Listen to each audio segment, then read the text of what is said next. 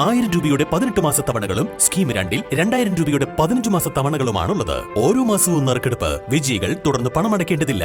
Anupama gold gallery, golden diamond, Edavanna, Thiruvali, Othayi. ഇനി അഭിമാനത്തോടൊപ്പം ആത്മവിശ്വാസവും.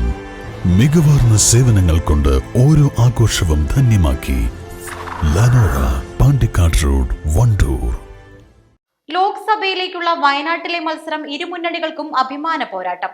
2019-ൽ 4.31 ലക്ഷം വോട്ടുകളുടെ ഭൂരിപക്ഷത്തിൽ വിജയിച്ച രാഹുൽ ഗാന്ധി 5 വർഷത്തിന് ശേഷം വീണ്ടും വയനാട്ടിൽ നിന്നും ജനവിധി തേടുമ്പോൾ 2019-ലെ ഭൂരിപക്ഷം നിലനിർത്താൻ UDF നെട്ടോട്ടം ഓടേണ്ടി വരും.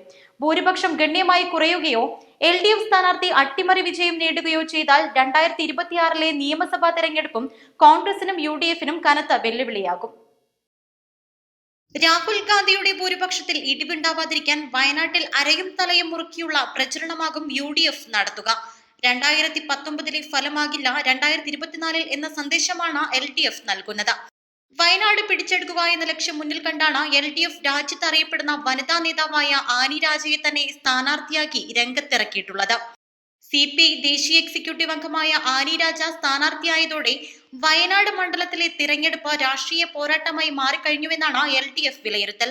ഇതിനാൽ തന്നെ LDF അനുകൂല വോട്ടുകൾ ഇക്കുറി ആനി രാജയ്ക്ക് തന്നെ ലഭിക്കുമെന്നും ശക്തമായ പോരാട്ടമാണ് വയനാട്ടിൽ നടക്കാൻ പോകുന്നതെന്നും LDF കേന്ദ്രങ്ങൾ പറയുന്നു. വയനാട് മണ്ഡലത്തിൽ പ്രധാന തെരഞ്ഞെടുപ്പ് വിഷയമായി വന്യമൃഗശല്യം ഉയർന്നു വന്നതോടെ ഇരുഭാഗവും ശ്രദ്ധിച്ചാണ് കരുക്കൾ നീക്കുന്നത്. PV അൻവർ MLA ഈ വിഷയത്തിൽ സുപ്രീം കോടതിയെ സമീപിച്ചത് രാഷ്ട്രീയ തന്ത്രത്തിന്റെ ഭാഗം കൂടിയാണെന്ന് വ്യക്തം.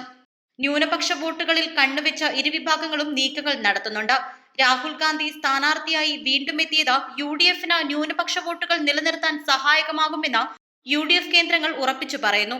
വയനാട് മണ്ഡലത്തിൽ ഇക്കുറി കയ്യും മെയ്യും മറന്നുള്ള ശക്തമായ പോരാട്ടം തന്നെയാകും നടക്കുക. LDF-ഉം UDF-ഉം നേർക്കുനേർ മത്സരിക്കുമ്പോൾ രാഹുൽ ഗാന്ധിയും ആനി രാജയും തമ്മിലുള്ള മത്സരം ഇന്ത്യ മുന്നണിയിലെ ഭിന്നതയായാണ് NDA മറ്റ് സംസ്ഥാനങ്ങളിൽ പ്രചരിപ്പിക്കുന്നത്. East live, Nilambur.